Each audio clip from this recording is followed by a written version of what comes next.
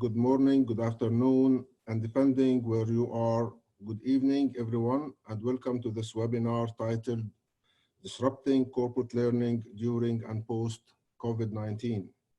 I would like to thank everyone for joining us today. This topic is near and dear to my heart, and I will be happy to answer your questions. So no question is too silly or out of bounds, so please feel free to ask your questions in the Q&A panel, the window. I'm including my contact details and my website URL on a later slide, and will be included in the slide deck that will be posted on my website later. If we are unable to get to your question or questions during this webinar due to time constraint, or you wish to follow up with other questions, please feel free to contact me. I'm available on LinkedIn, Twitter, and other channels. I like the following quotations. Training is an event. Learning is a process. Learning is fundamentally a social phenomenon.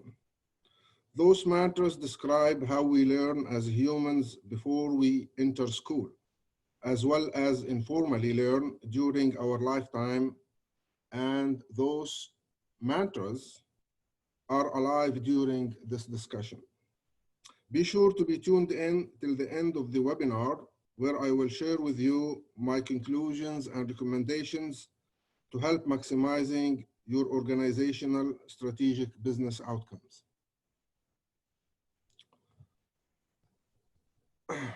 This webinar is based on my recent article with the same title as the webinar and is available on my blog. I'm covering in this webinar only some of the topics covered in that article, so please feel free to refer to the article for an in-depth coverage of the topics and other topics as well. In that article, I documented my 34+ years of experience in the area of human capital development that is based on sound research, actual implementations, and global mature practices.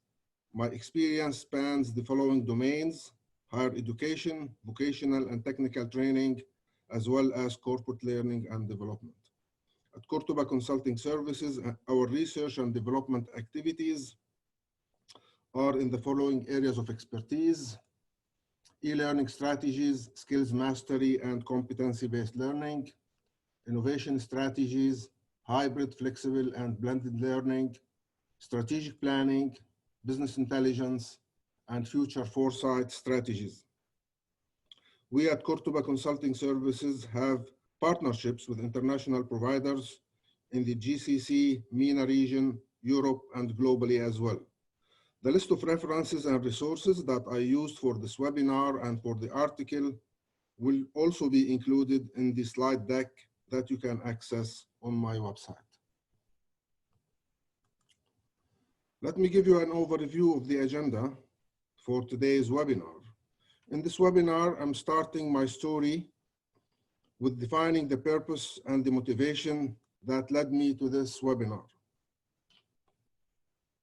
Then my story continues to share with you a claim that the current traditional learning and development practices are broken, and we need new learning and development paradigm.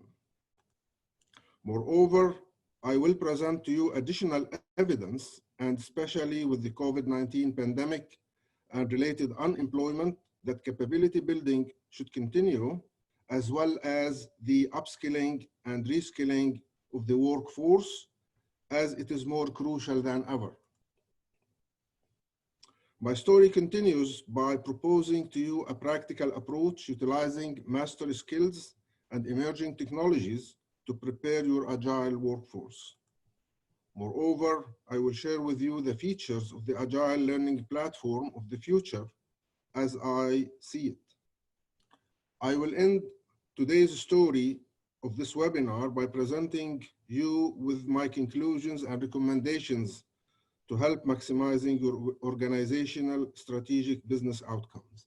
And finally, it will be my pleasure to answer your questions. So it sounds like we have a plan, so let's dive in.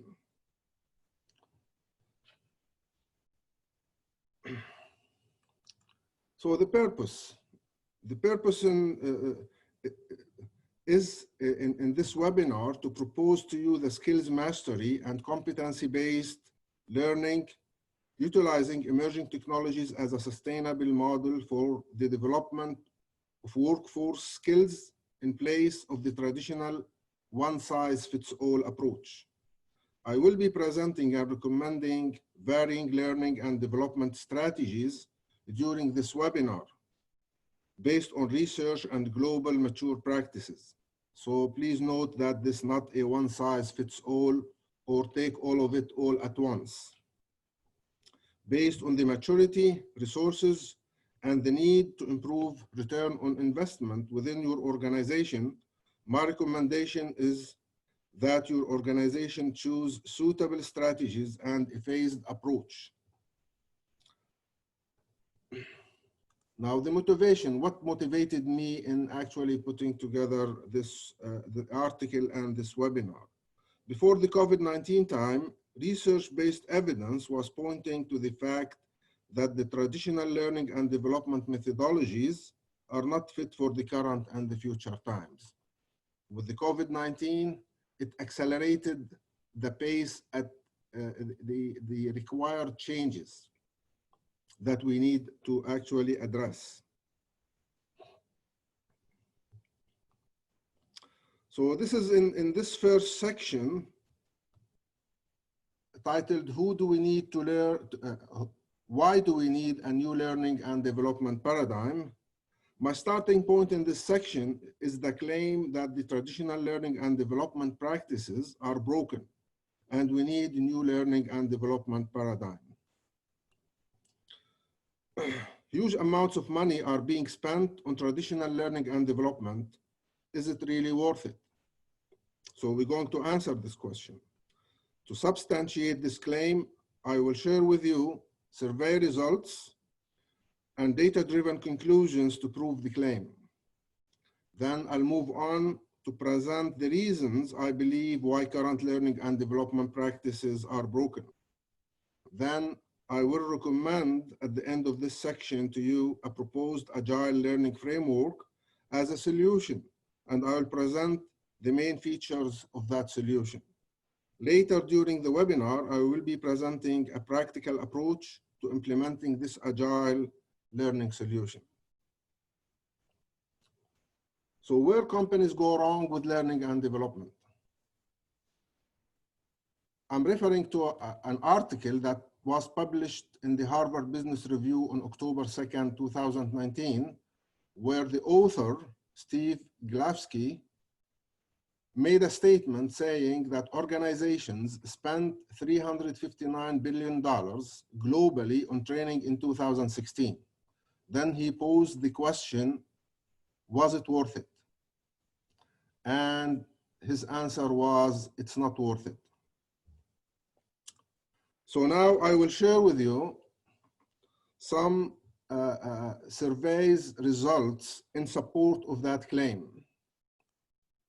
And references to those surveys is available, and you can refer to them if you'd like to dig deeper into this. 75% of 1,500 managers surveyed from across 50 organizations were dissatisfied with their company's learning and development function. 70% of employees reported that they do not have mastery of the skills needed to do their jobs. Only 12% of employees applied new skills learned in learning and development programs to their jobs. So, I mean, you can see the amount of waste, how much money been spent, and only 12% applied those skills. Only 25% of respondents to a recent McKinsey survey believed that training measurably improved performance. Not only is the majority of training in today's companies ineffective, but the purpose, timing, and content of training, unfortunately, is flawed. So we move on now I move on to present to you the reasons I think the current learning and development practices are broken. Organizations in general, they mandate that employees attend a certain number of hours or days of training during the year. Usually, learning and development staff are the gatekeepers and use this number as a KPI for their performance. So it boils down to basically counting credits of how many training credits the employees have earned rather than focusing on business impact created by that training. For sure, measuring the business impact created by the training is not a much harder task than just only counting the credits. So why is learning and development broken? The first reason is learning at the wrong time. So no relevance.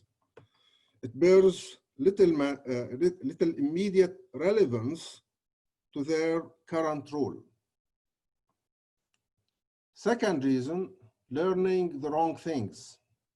Most of the time, no exhaustive training needs analysis is being conducted to determine what each employee needs training, resulting in learners or employees going to the wrong, unneeded training at the current time.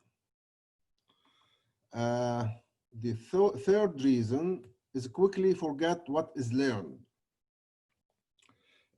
German psychologist Hermann Ebbinghaus found that if new information isn't applied, you will forget about 75% of that information in about 6 days. And he produced actually, part of his research, this forgetting curve. As you see here, this is the y-axis. The vertical axis is showing the knowledge retention, the information retention, while the x-axis, the horizontal, is showing the time elapsed since the new learning. As you see here, this is almost exponentially dying curve, which means quickly the information is being lost. And about 6 days, only 25% of the information is kept and is remembered. So you can see the wastage here. The amount of money is being spent, and if the new information or the new training has not been applied, it will quickly be forgotten. And the last reason here is talking about flawed training methodology. Usually, the current training practices involve intensive long-day knowledge-based training and workshops, and that are mostly used basically to teach skill learning needs. Another reason, another flaw is that the what and the how are identified, but not the why. Why we actually delivering this training, why I'm attending this training. The why gives us a better way to assess the how. You will see later how I will talk about the need for classifying the training needs. So usually training is based on seat time, which basically does not demonstrate skills mastery. So in general, the general theme is use it or lose it. And this is part of our biology as it was proved. And unfortunately, a lot of the learning and development programs overlook those biological realities and invest billions of dollars into what amounts to basically forgetting or forgotten information. Now, I will share with you what I believe is the solution and apply lean learning. Lean learning. So let's look at what are the characteristics of this lean learning. So in general terms, it is short, affordable, and provides employees and organizations with an immediate capability update. So think of the 80-20 principle and apply learning to real-world situations. So this is the first feature of the lean learning. The 80-20 principle basically, it says that 80% of consequences come from 20% of the causes. So let's say, give an example, let's say we would like to learn a new language. Look for the 20% of the vocabulary that comes up 80% of the time during conversations. The same way during training, look for the 20% of the skills that an employee require 80% of their time doing their job. Leverage guided learning, where you would use continuous and live application. So as they learn, they apply that learning. Personalized content, leveraging emerging technologies. Now technology could provide a lot of tools that could be utilized, as we will see later. Provide ongoing support through messaging and chatbots. Activate peer learning. This is an important, a new trend in actually training and development, is to activate social learning and building the communities of practice. And offer micro courses that for the duration might be 1 hour long or maybe shorter, and that address immediate needs. So what I've done here, basically, I shared with you the main features.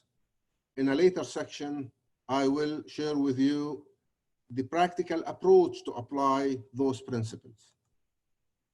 So basically, with activating lean learning, we will be moving from counting credits to actually improving business outcomes. I move now to the second section. And with COVID-19 and the related unemployment, upskilling and reskilling, the workforce is more needed than ever. In this section, so this, I basically now sharing with you evidence that training and development need to continue, and upskilling and reskilling is more needed than ever during this pandemic. So as per the World Economic Forum report results issued in 2017, skilling, upskilling, and reskilling of the workforce was an important issue even before the COVID-19 era. I will also share with you the results of a survey conducted by Live Career here in the US. They surveyed COVID-19 unemployed people, emphasizing the need for upskilling and reskilling. I will share with you some of the results of that survey. As per a recent McKinsey article, it is essential to adapt to the COVID-19 times. Organizations need to be adaptable and to continue the capability building, even though in some organizations, they stopped the training. I mean, as they stopped other things due to the pandemic, but the recommendation is actually to continue. I will also share with you advice on creating engaging virtual live sessions, community feel, creating the community feel. For sure, I'm not promoting that virtual live sessions are the answer for continuing the training, replacing the in-class to live sessions, but live sessions is one component that could actually be utilized. And here I would like to share with you some strategies that you could utilize to help improve and make those sessions more engaging. Then I will share with you 5 shifts that can help your organization build resilience. And this is based on Deloitte's 2020 Global Human Capital Trends Survey. Deloitte, for the last few years, every year they do a survey of maybe 10 to 15,000 stakeholders from across different organizations across the world, and they issue yearly reports on global human capital trends. So let me share with you the results of the World Economic Forum report. As mentioned, prior to the COVID-19 pandemic, the gap between labor supply and demand was a problem for business leaders, and finding employees with the right skills was a key concern. And the pandemic made that issue worse.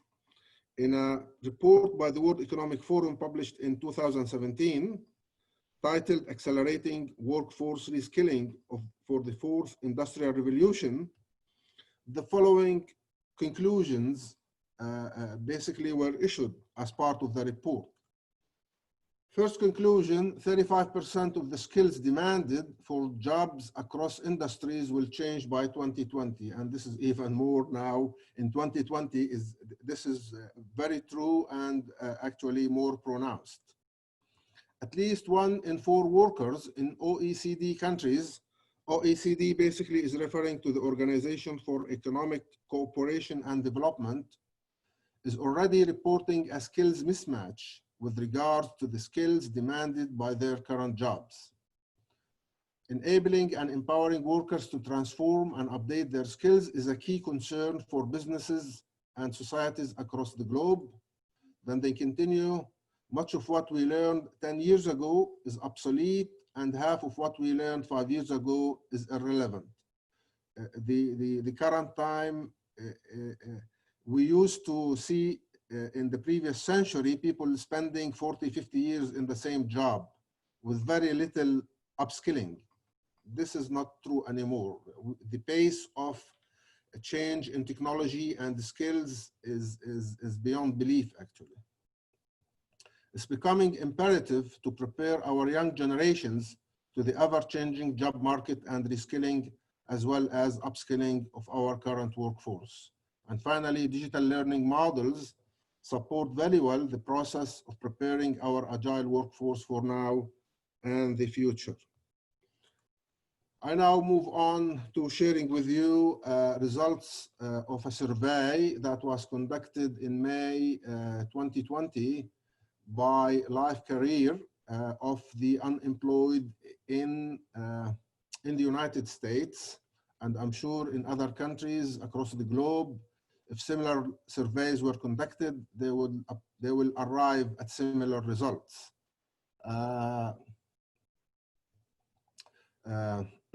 So more and more reskilling and upskilling is more crucial. So let's have a look. There is the references are available if you'd like to review the survey and look at the sample size and the other survey related items. So 57% of those surveyed can't identify their transferable skills with a high degree of confidence. 58% aren't sure how to include transferable skills on their resume. 53% can't identify the best resume format to use to get to their next job. 34% can't provide good examples of how their skills would apply to another job. 58% aren't confident they can find new jobs where their skills would apply. And 56% are looking for a job in a similar industry, even though that industry may be significantly cutting back on employment. So as you see here, more and more, this is more evidence to you that we basically upskilling and reskilling and training and capability building should continue. Let's move on to the presenting to you that capability building should continue, organizations and businesses like yours can't afford to pause their capability building efforts. Whether the effort, I know for a fact that there are some organizations and companies, I've seen this firsthand, when budget cuts happen, the first thing that organizations do is to slash the, or reduce the training, the amount of money they spend on training, which is, I mean, this is proving that this is not the right approach. One drawback, because people don't see the value and the return on investment on the current status of the traditional training. So that basically, well, this is training, we have budget cut, we don't see the benefit of this training, just cut it out. But this is not actually the real approach. Whether the efforts is reskilling at the business unit level or a company-wide aspirational transformation, companies can't simply push the pause button on critical workplace learning, even as they move rapidly to put employee safety first. So what I would like to present to you now, some practical steps that you consider for your organization. 3 of those 6 steps that I will present are of tactical nature, and 3 are of strategic nature. So the first tactical, practical step that you could consider is to build a cross-functional response team where they could, from different departments, so they give priority to must-have programs, especially like onboarding, especially if you have new employees coming in. Secondly, protect employees in in-person programs. If for some reason you still need to run in-person programs, make sure to communicate in advance the precautions that you will take. Adapt in-person learning delivery. So consider what you do before, during, and after a virtual session to maximize its impact. I will share with you those strategies in a later slide. On the strategic side, look at promoting and enhancing digital learning, and that includes social learning components.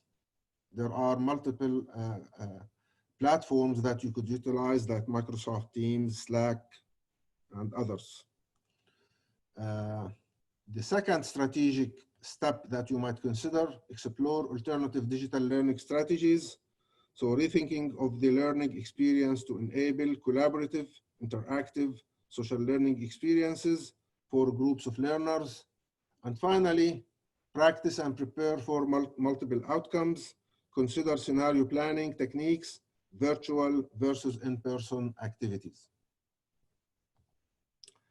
I now present to you the strategies that you might consider to enhance and create engaging virtual live sessions and bring community feel to your session. And those are steps that you could do before the session, like ensuring that you are comfortable with the technology, share with the participants varying access links to the webinar or to the session, dedicate a moderator to manage speakers and discussion like we have today, send materials in advance to the participants. Things to consider during the session, leverage technology that is available to engage participants, keep the video on, look in the webcam and use gestures as you would do in person during in-person sessions. Use online tools such as polling and the chat to gather input. Consider features such as virtual breakout rooms to encourage participation. And then finally, after the session, distribute any work products or follow-up information, solicit participant feedback on content delivery and technical experience, and escalate any technical issues during that you faced during the execution of the session. I now move on to sharing with you 5 shifts that organizations need to consider to build resilience, and this is based on Deloitte's 2020 Global Human Capital Trends. Those 5 shifts are under 3 categories. So let's look at these three categories and the associated shifts underneath them. So I would like to present to you going from the current practice to a new practice. So basically, under what workers or employees should be learning, the first shift is to shift from building skills to cultivating capabilities first and skills second. Then secondly, developing specific workforce skills to meet, or actually going from developing specific workforce skills to meet short-term needs, to leveraging workers' passion of the explorer to engage them in solving unseen and future problems. So we're basically building capabilities. How they should be learning, this is the second category. And under that, move from focusing on formal training and traditional education to supporting learning in the flow of work. Secondly, rewarding based on work output, or move from rewarding based on work output to rewarding based on capability development. And the last category, where they should be looking to apply what they learn. So move from preparing the workforce with an internal focus to preparing the workforce with an eye towards what benefits both the organization and the society. So now, how much time we still have? Doctor, you can take another 10 minutes. Maybe I need more than that. Is it possible? All right, sure. Okay, I'm now, this is the last main section where I will share basically the practical approach utilizing the mastery of skills and the emerging technologies to prepare an agile workforce. I'm presenting in this section the essential elements of a practical approach that your enterprises might consider to prepare your agile workforce. The approach utilizes mastery of skills and competencies based on methodologies combined with emerging technologies that best fit the selected learning and assessment strategies. So I will start first by providing a comparison between traditional learning and versus competency-based learning, then move on to presenting training methodology model, then present to you the technology framework supporting competency-based learning, training program structure. I will look at a sample training program structure, then look at a learning plan template that you could utilize within a learning management environment that could be assigned to a learner or learners, look at the cycle of outcome-based assessment, and finally, look at the sample portfolio assessment and verification process. So let's move on, basically trying to compare how the competency-based learning would compare to the traditional learning. Under competency-based, learners do not move on till they demonstrate mastery of the skills. So I'm gonna share with you multiple criterias, and under each of the criterias, I will show you how the competency-based learning would look like in comparison to the traditional learning. So under structure and time, under traditional, time is fixed, where under CBL, it's learner-centered. I mean, and the question, if you have questions, I could elaborate some more. I mean, quickly, time is fixed. You go to a training, 2-3 days, time is fixed, it's done, that's it. But learner-centered, it basically, the learner decides the pace. Progression, mastery of some concepts. Under competency-based learning, it's mastery of all concepts. Delivery mode, it focuses under competency-based learning on individualized learning. So it's not group learning, individualized learning. Assessment method, go from summative high stakes like final quizzes to outcome and performance based. The pace, traditional training, it's faculty based. The faculty or the trainer, they have 2 days to deliver 5 objectives, and that's it. But under competency based, it is self-paced or learner-paced actually. Program completion, finish when required courses are passed. You could pass with a 60, 70, 80%, but under the competency-based, finish when mastery of courses is demonstrated. I'll give you a quick example. If I have a plane technician that will basically solve a problem in an aircraft engine, it's not enough that that technician is 60 or 70 or 80 or 90% competent. That technician needs to be 100% competent, otherwise the way he fixed the airplane engine might have some problems, that would deem the airplane not safe for travel. This is just a quick example. Training methodology model. In this model, the idea here is the training content need to be categorized into 3 components, and the model I'm presenting consists of three elements: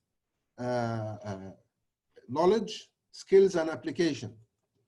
So the training that you would like to deliver, when designed, that training could be knowledge-based, where would be what the learner knows and understands.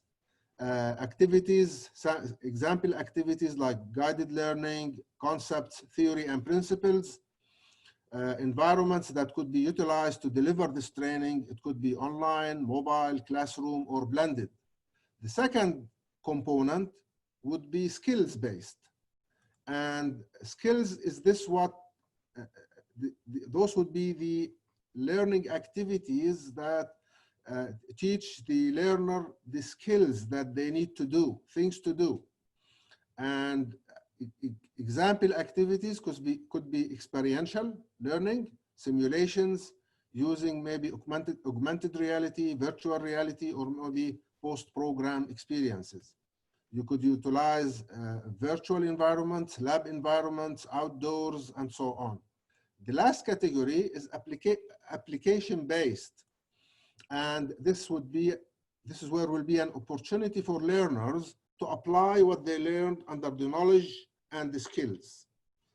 And example activities, reflective journaling, self-assessment,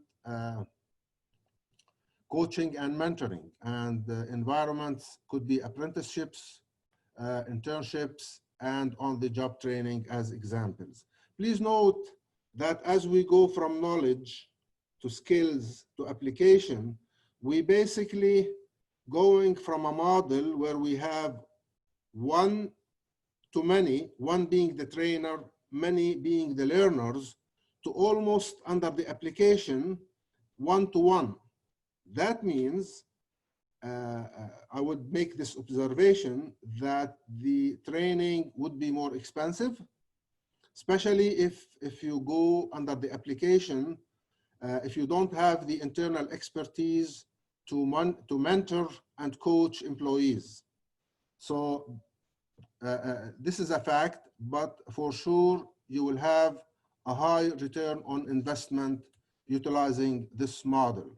For sure, we're not saying you don't need knowledge, you don't need skills. It is a combination of these through those 3 pillars. Let me go back. I advocate that this methodology could best be utilized using digital learning environment, where the digital learning environment would support competency-based learning, evidence and portfolio-based training, and have the right tools for analytics that allow you to benchmark and measure added value. This is very important for organizations to be able to measure the added value. So technology framework supporting competency-based learning. I will share with you the main features and more information is available. I'll try to be quick on this one. The first feature, it should provide learning plans or learning paths. It should allow for defining job roles, skills analysis, close skills gaps, be able to actually create skill gaps, on-the-job training, and engaging learning experiences. So these are the different the elements that the technology framework should have supporting competency-based learning. Now I move on to again quickly presenting to you the slide is available, suggesting what virtual learning environment tools could be utilized to support the skill mastery training. Quickly, I go through e-portfolio, evidence of prior learning, competencies, learning plans. All these tools are existing tools within learning management systems currently and could actually be utilized. I'm not here focusing on one platform. Different platforms have different tools. Rubrics, gradebook, assignments, workshops, quizzes, surveys, discussions, streams, chats, intelligent agents, auto triggers, awards, badges, certificates, progress reports, and data analytics. I'll move on now to basically sharing with you a sample program structure and then map that structure to a learning management system or the competency framework tool within a learning management system. And in this example, I'm actually referring to terminology from the Moodle learning management environment. Other learning management systems have similar tools. I've used other like Brightspace, like Canvas. These different learning management systems do support the competency-based structure tools. So let's say we have a program called Eagle Vision Manager. Then this program is made up of modules. One module is operational and financial planning. Now for each of the modules, we have identified or categorized the learning under knowledge, skills, and application, like we did previously in the slide previously. It is required that learners provide evidence of their learning, and the program could also include soft skills or 21st century skills, or other people call them core life skills, like communication, problem solving, collaboration, and so on. Now, the operational and financial planning module is being divided into 2 units. Okay, the 2 units, let's take the operational planning. For each of the units, we have identified learning outcomes. So here we have learning outcomes. So basically, I'm showing you the structure of a qualification or maybe a program. Now, it is possible under some standards, program standards or qualification standards, that you dig further below the learning outcomes, where basically you could identify under the learning outcome performance criteria or skills that you would like those to be addressed by learners, and show competence and show evidence. So now I've showed you the program structure. What I would like now to show you how I'm going to map this to a learning management system, and in particular the competency-based tools available within the learning management environment. As I said earlier, I'm referring to the Moodle platform. In the Moodle platform, you could actually define a competency framework name to basically map to the module, to the program structure name. Then one level down, they use taxonomy as a naming for the different levels. So at level 1, we define the domain, and this will be mapped to the module. Then one level down, taxonomy level 2, I'm calling this competency, and this is mapped to the unit. Then you have up to 4 levels. Level 3, I'm calling it outcome. This will map to the learning outcome, and then go to level 4 if you have this. If you have your qualification or your program specified even further, you could define the skill. So this is now, I'm actually giving you a practical approach that you can actually take and implement. Now, the next step is to show you how to utilize the competency framework that I showed on the first slide to actually build courses and then build a learning plan that you could assign to a learner. So let's have, for example, we have 3 competency frameworks. We have competency framework 1, maybe for finance, 1 for agile project management, 1 for data analytics. And the O here is referring that basically we have the structure within the framework for that particular program, and we have learning outcomes. So the same for each of the frameworks. Next, let's say we have 3 courses. And these courses, they have learning activities. You could have a quiz in a course, you could have a discussion, you could have a portfolio, you could have a live session, you could have assignment, and so on. There are many activities that I mentioned earlier in a virtual learning environment. So the first step here is we would like to link the outcomes from the competency framework to the actual activities. So I'm showing only 3 links now, and this could get very complicated, and to avoid making a complex diagram, I'm only limiting now to show you, to demonstrate the idea, only 3 links. So this outcome is actually linked to activity here in course 1, another activity, and another activity under course 2. And you could do the same for the others. And you could actually, within the learning environment, specify a criteria. For example, let's say this outcome is linked to a quiz, and you specify a criteria. If the learner scores 80% or better, or maybe 100% or 80 or 90%, depending on your criteria, then the learner would be deemed competent, and then you could configure the system to basically mark the learner as competent automatically. So now we would like to create the learning plan template. Again, this terminology I'm using is from the Moodle learning platform, and other platforms, they have similar or different tools to utilize.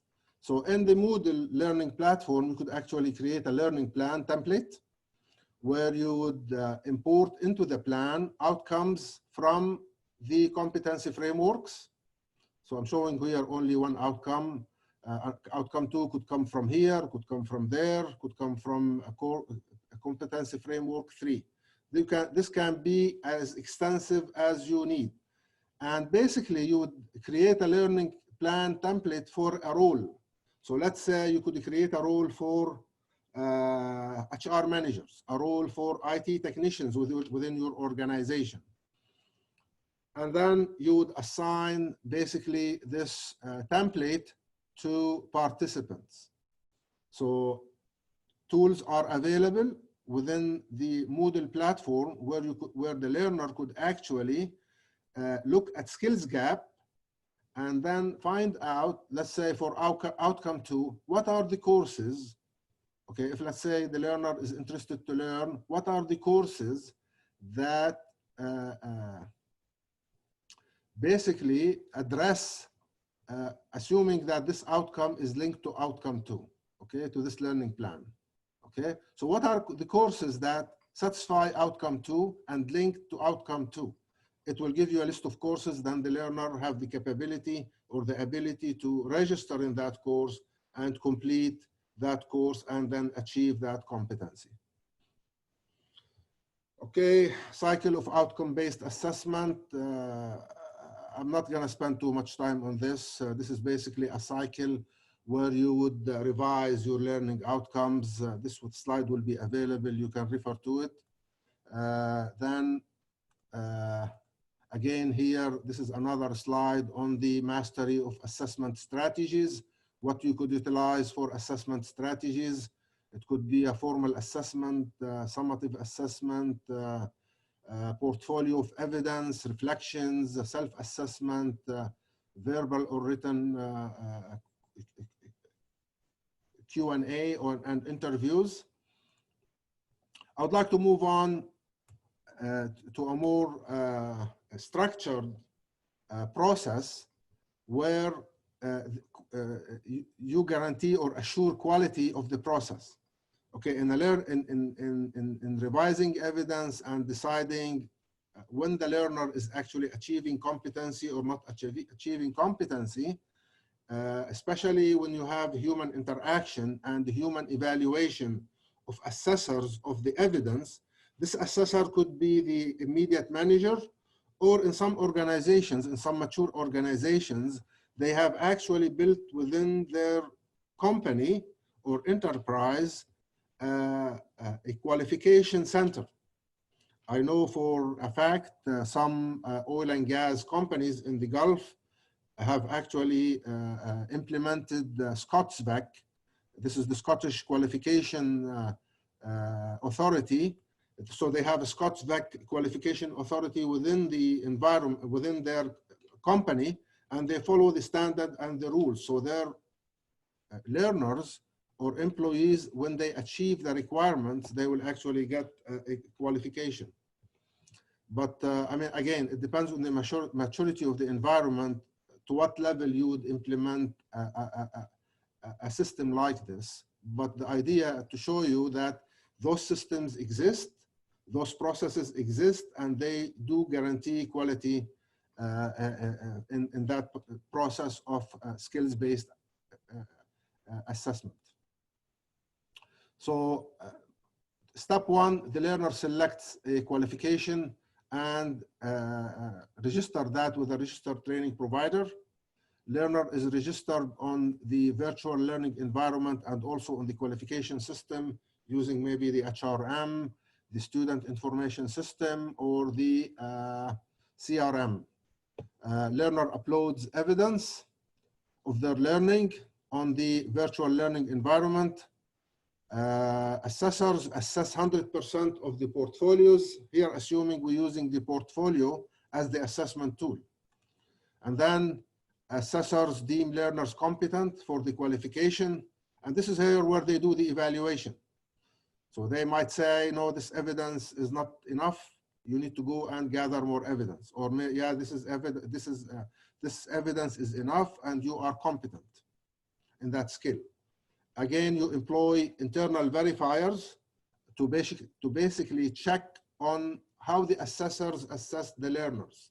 And internal verifiers only sample 25% of the work.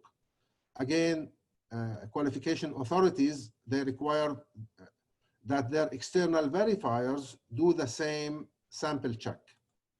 And then the learner is required to basically submit their portfolio or e-portfolio as a for later use and for documentation purposes and some of them, they require this to be kept for a number of years. Qualification systems that use processes like this include the Australian TAFE, City and Guilds from the UK, Scott Vec from the UK, and other organizations like the ILM. I used myself in the UAE, the QF Emirates. So all these and others, I'm sure in other Gulf countries, they have similar processes that they would utilize. Very important piece of advice is to apply, is to put in place a change management and knowledge transfer plan. Too many new things to learn for learners, for maybe managers, for employees. One important advice is to basically put everybody on a virtual community using platforms like Microsoft Teams or Slack, where you induce social learning and you provide training sessions. Maybe you might design a e-portfolio template if this is your choice for assessment. This way, all learners use one single template, standard template, produce guides, and provide continuous support and feedback. This is here showing you briefly a screenshot from the Moodle platform, showing what the competency framework would look like. This is just a screenshot, and more time would be needed to actually go through the details of how you build this. Okay, the Agile Digital Learning Platform of the future. I basically foresee that the Agile Learning Platform of the future to have multiple components, and this include social learning, include artificial intelligence, intelligent triggers and workflows, easy to develop and share digital content, have a powerful search engine, bite-sized content, augmented reality, virtual reality, and simulation capabilities, tracking skills mastery, skills gap, and personalized learning plans, dashboards and data analytics and reporting, gamification and reward schemes to incentivize learners, agile platform, new technologies and types of learners. So the platform could support actually introducing new technologies. So I move on to the conclusions and recommendations from today's session. I prove to you using data-driven and evidence-based arguments made by international leaders in the field that a new learning and development paradigm is needed. Capability building must continue, and more than ever, upskilling and reskilling are needed during the COVID-19 era and beyond. A skills mastery and competency-based learning approach utilizing emerging technologies was proposed as a sustainable model for the development of the workforce. Whether your organization is K-12, higher education, government entity, or an enterprise, the skills mastery model proposed during this seminar will be customized and adapted to your organization needs and requirements.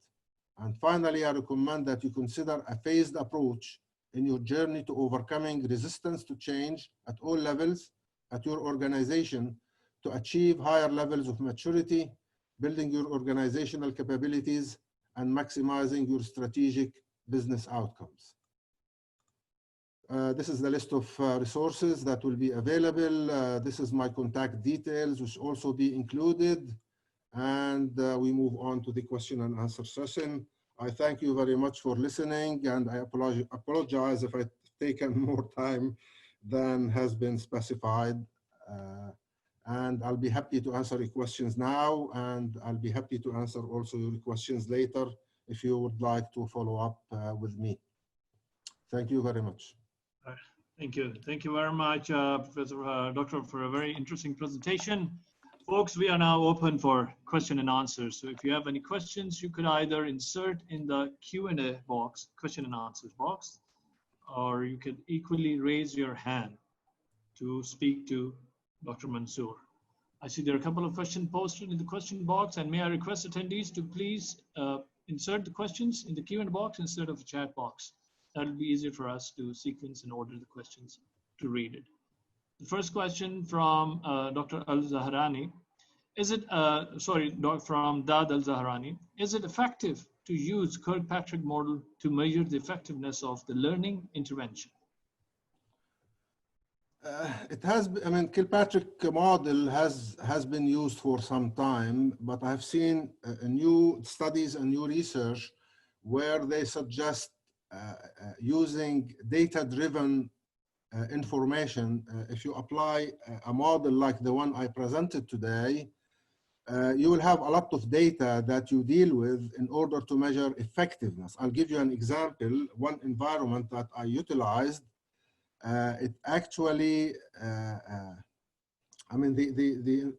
model that I presented, measuring achievements on a competency framework, you could do basically an initial evaluation of the actual status of a learner, and then after the training you could do another evaluation, and you could actually compare the two and prove with evidence the value added. So what I say basically is the new tools would offer you more enhanced data-based analysis to evaluate, more than just only a feedback survey. Okay. Hello? Yeah, thank you. Thank you very much. Let's move to another question we have from Brother Mohammed Al-Sufyani. What is the right percentage balance between virtual training and traditional classroom training for an annual plan? The model that I presented, it does not address this issue in the way you posed in your question. It basically look at the training from, I always love this model, the knowledge, skills, and application, and then categorize your training opportunities based on this model. This is what I would suggest. And based on that, you would basically look at the opportunities, whether you would deliver the knowledge using a platform. On the knowledge, skills, application model, I would give percentages. I would say I will give knowledge 15% of the time, I will give skills 25%, and I will give 60% for the application. The more application activities you embed in your training activities, the more that training is effective. I would actually look at this point in a different way, rather than just talking virtual versus classroom training. Thank you very much. And there's another one from Brother Manal Al-Dakhala. In your opinion, what are the key skills and competencies that are deemed necessary for training and development managers to be able to manage the transformation process for creating an agile workforce in their organizations? That's a good question. I think learning and development, it is very crucial that, hello, did we lose the, are we still there? Something is happening. Okay, I'll continue. Yeah, we're still there, I believe. Yes, we're still there. Yeah, sure. I think learning and development, it should not be only the job of the HR managers or training and development managers. It is an organizational-wide mission. And for sure, the culture play a role. And leaders and top leaders do play a role in actually inducing innovation and inducing the right culture. I mean, I look at the training and development managers, not the sole owners of the transformational process in creating the agile workforce, but it is,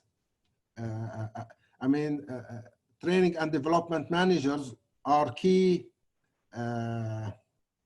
elements in actually executing the process, but they're not the final owners. It is actually owned by everybody, driven by the top management. I think what I've also in more, to address this in more, what I presented today, I think is essential for training managers to actually consider and look at new strategies and what are the new developments in this area. This is a moving field. I mean, this is a very fluid and moving field, and skills requirements are very fluid, especially in the age we live in. So I always advise that people in those positions to always update themselves and always look at new approaches. Agility is the main slogan right here. Great, thank you very much, Dr. Mansoor. Apparently, okay, then we have one question from Dikra Mansoor. Thank you, Dr. Mansoor. From my personal experience, using an online clinical portfolio was very rewarding and exciting for me as a student, and also allowed my instructors to review my progress throughout the year effectively. What is your opinion on peer feedback in comparison to instructor feedback? I think, people use what they call 360. So you could actually, peer feedback is essential, is important, and 360 feedback would include also self-assessment.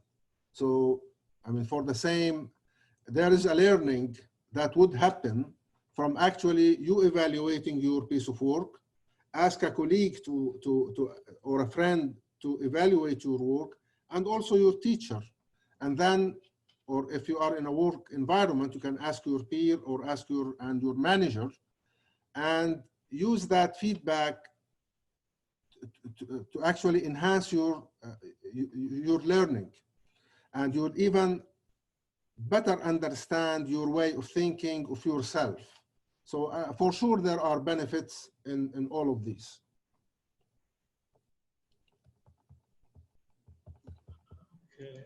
Okay, thank you very much. Well, that brings us towards the end, and let me just hand over to Dr. Mohamed Mustafa, who's also the founder and CEO of GPM Academy. I believe he has a question, as well as we'll have the concluding remarks. So Dr. Mohamed, over to you, sir. Thank you so much. I would like first of all to thank Dr. Mansoor from Al-Madinah Al-Munawwara. Frankly, your presentation is very timely and it's very relevant, and we benefited from every statement you have said. Thank you very much for sharing your depth of knowledge. You referred to McKinsey article, and which talks about we will never be able to go back to normal again.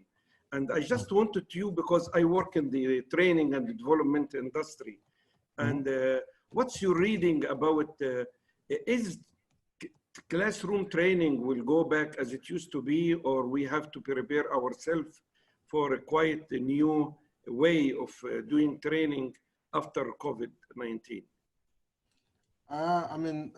From my reading and the research and the way things going, and this is what I try to advocate during this webinar, is actually to consider alternatives, not because classroom learning is completely out of the picture, but we need to actually mix and match. And again, I go back to the knowledge, skills, and application model that always helped me to put things into perspective. it is really important that some items could be done in the classroom. I mean, for example, if I want to deliver knowledge, I mean, most of the knowledge could actually be delivered online. People could go, maybe see a video, read an article, and then come to the live session or the classroom session to actually ask questions, engage. And this is what actually I promote using the live sessions for, even now for the webinars, or maybe the live training using Zoom. Those sessions could be utilized for discussion. So it's a host of many activities that need to be put together. And this is even the view before the COVID-19. And now people are actually talking about more and more about social learning, which is basically learning on the go. So the money that organizations spend on in-class training, they could actually spend on coaching and mentorship where the learners apply the learning. And this is most of the learning will happen. So I think there is a need for a shift in where to spend the money, in which direction. Okay, I have another related question is, you know, we talk now today about the technology, and we can get the technology, we can train the trainer on how to use the technology and, you know, be skillful in using it. But the challenge we have faced since COVID-19, when we shifted totally into online, that the participants themselves, they are not willing to change the way they have been learning, and they still insist on having, you know, live, you know, all the lectures delivered live. They want to see the lecturers. You know, if we give them pre-recorded videos and tell them, this is more flexible to you, you can see them whenever you want, you can pause, you can rewind, you can do whatever you want. It's more flexible than taking the risk of having a live chat of the whole presentation where, you know, technology can fail you down sometimes. So I have faced so much trouble convincing the participants that, you know, I will share with you a pre-recorded videos and I will just meet with you occasionally 20% of the time, but 80% of the time you have to do it yourself. So they are not ready, or they don't have the stamina to self-pace themselves. So they discipline themselves to sit down and finish the material, you know. So I don't know, what's your suggestion? What should we do to change the culture of the participants? Well, culture is one item, and also we need to look carefully at how we design engaging content. So we look at, I mean, is it possible to use simulation? Is it possible to use, to what extent we need to use videos? Is the learning activities engaging? Are you using gamification, for example? Is it of the type where you employed maybe storytelling? So there are many strategies and techniques in designing the content. Is the video short, long? After the video, are you engaging the learners with discussion? I don't think the idea of online is to just leave learners on their own. I mean, there is a shift. The trainer would need to utilize different tools and activities, but I don't think the idea, to be honest, the online learning, if you would like to have it effective, it might even take more time from you than in-class delivery. I see. It's not about time saving, it's about shifting the focus from one set of tools to another set of tools. In addition, we need to look carefully how we design the activity and how you engage students. Do you have, for example, under Moodle, you could design a learning activity where learners evaluate their peers, and then submit and then the trainer will evaluate them. So again, I mean, it is about learning more about the technology and see how the training strategies, assessment strategies fit within. So find a match between the two. When I talk technology, I'm not talking about IT people or technology people. This type of business requires people of different kind. Something that they call like technology strategists, technology learning strategists, technology educationalists. Okay, one last question is you presented the Agile Learning Platform of the future, and it's a very ambitious framework, which includes so many elements: awards, badges, journaling, social learning, and discussion, and so on. I mean, such system with all of these features, is it affordable for trainers like us? Is it, you know, we don't want to spend so much time in Moodle programming.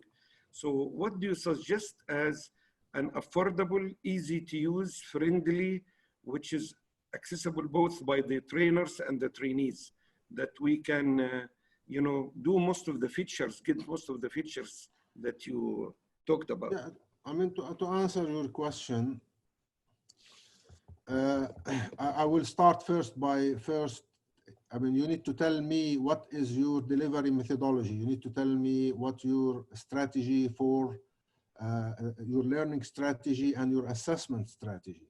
I mean, some of the features that I listed, they already exist now in current systems. I mean, they already exist, but you would, I think the difficult part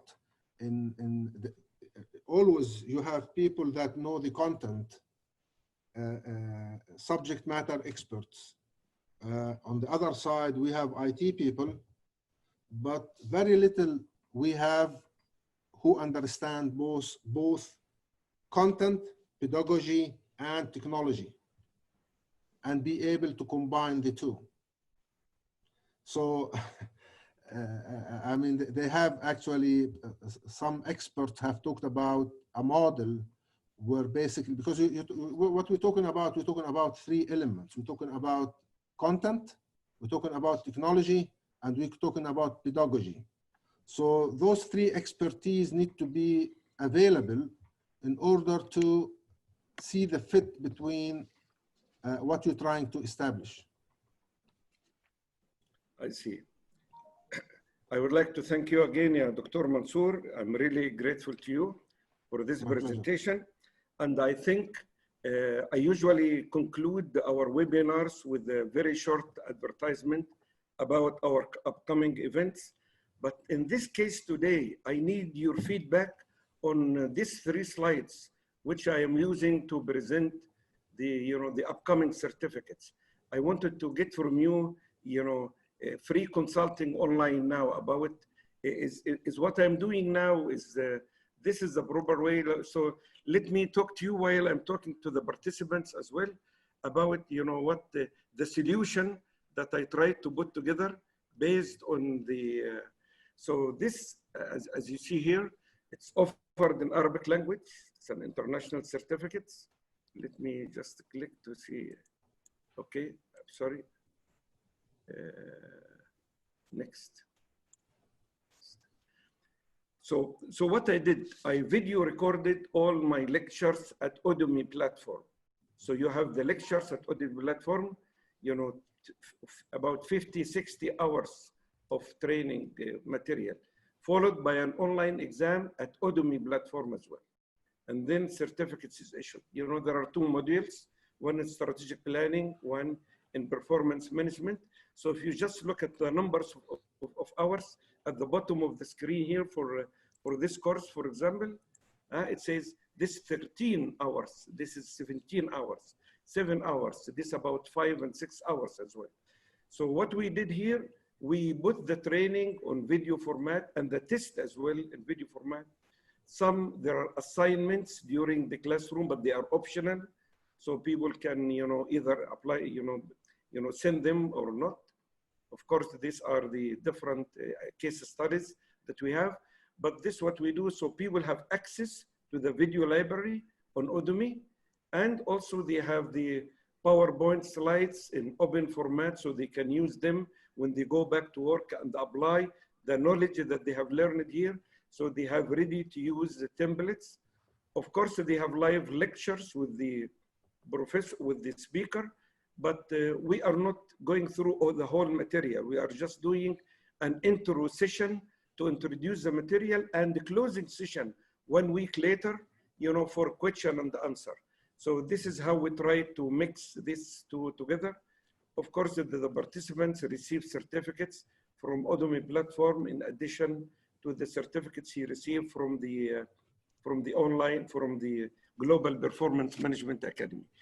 This is the, you know, how we put together. We used Zoom and Udemy. We try to give the participants videos, PDFs, and open slides. There are online, you know, true and false questions, in addition to optional practical exercises. So can I get your free consulting and feedback on the solution that I have just presented, and tell me how can I do just, you know, minor improvements, gradual, so, you know, I'm not ready to use Moodle and spend lots of time programming Moodle and use an IT guy to support me. That's why I used an existing platform, which is Udemy and Zoom. Okay, let's go back to the model that I presented, knowledge, skills, and application. Right. I mean, from what you described, more or less, you're still in the knowledge component. That's correct. And we're talking about, this is what, 15% of the learning activity. Mm-hmm.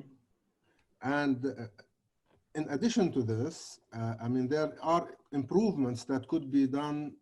I mean, to actually use PowerPoint, where learners download the PowerPoints, you're basically taking the learners out from outside the learning environment. Okay. So, I mean, if you go to Moodle, I mean, you don't have to implement or other platform, or maybe this one. I mean, I've seen Udemy myself. I mean, you can still do discussion under Udemy. I'm not really sure if you can do assignments, but probably you can. But yes, you can. But there you can't actually build a competency framework to actually evaluate learners. So you're only depending on quizzes. So what I say here, I mean, more or less, the activities are still within the knowledge component, which I think if you consider adding some of the skills, some of the application, where learners could actually bring their own work-related problems and then solve it. But this would require maybe more attention because then you would go into the mentoring part. When you go to the mentoring part, you will almost start dealing with learners on one-to-one. So then the training will become more expensive, but you will have, but the learner will have more return on investment. Right. And remember that we are dealing with 300, 400, you know, participants at one time. So, you know, we may select 2 or 3 you know, students and do this with them, but we cannot do this with the whole, you know, with everybody.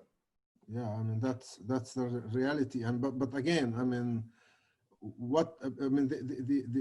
the number is staggering when we say $359 billion spent in 2016 worldwide. The question is, can the $359 billion used in a different way, better invested in a way to be more productive and to improve business outcomes, rather than just only saying, yes, we attended so many number of days of training. I mean, this is up to every organization to think. I don't blame all training providers. It's also the organizations that they seek to basically look at. I mean, I wouldn't use the word, but less expensive training activities. because they don't see the value. It's a cycle. I mean, where do you start? Who will break the cycle? Yes, it's a vicious cycle. Yeah, that's the question. I mean, who will break the cycle? I think that also depends on the maturity, the culture of the organization, their ability to innovate and to actually invest in their employees. Okay, where are you staged? Are you in UK or United States? I'm in the US. You are in the US. You know, one final question. What is the plan of the American universities with the new semester coming? Are the universities shifting more online degrees? And in this case, their degrees can not only be marketed in the United States, because now you have virtually, you can reach anybody in the world. Do you have personal information about or impression about what is the direction of American universities regarding the new academic year? I do. I mean, first of all, there are some universities already before the pandemic were built to be completely online. There are some universities even have engineering programs that are a bit accredited. You know, ABIT is the Accreditation Board for Engineering and Technology. So it is the organization that accredits engineering programs in the US, and some Arab universities have ABIT accreditation.